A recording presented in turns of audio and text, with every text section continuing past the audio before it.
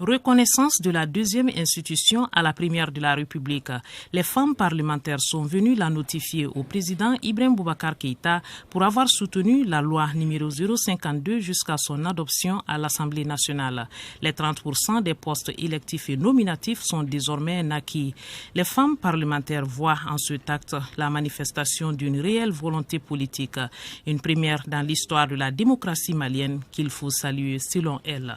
Aujourd'hui, il y a 41 femmes à l'Assemblée nationale et cela, on le doit au président de la République.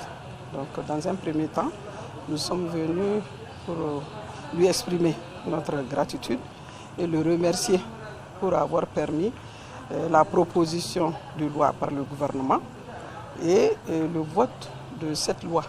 Il y a eu une vraie volonté politique, je dirais la volonté du président de la République a permis que cette loi soit votée et que nous soyons 41 femmes à l'Assemblée nationale. Quand il y a une crise, nous en tant que femmes, on doit s'impliquer pour l'apaisement. Donc nous sommes venus dire au président de la République que nous suivons avec beaucoup d'attention ce qui se passe au Mali. Et enfin, nous sommes venus dire au président de la République que nous le soutenons en tant que première institution.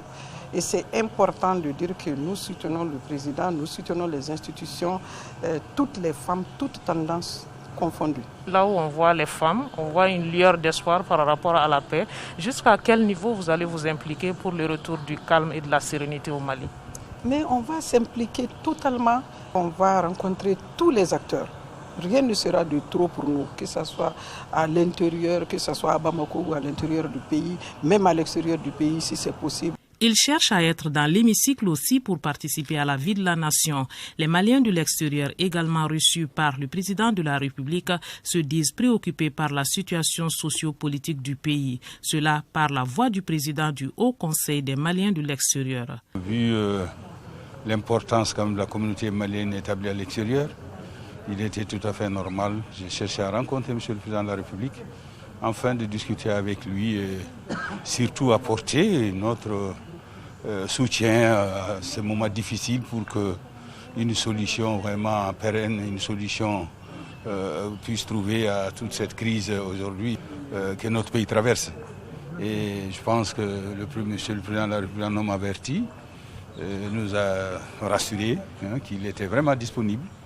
Tout ce qui peut contribuer à ce que les Maliens vivent dans la quiétude, en paix, et surtout pour l'unité et la cohésion sociale.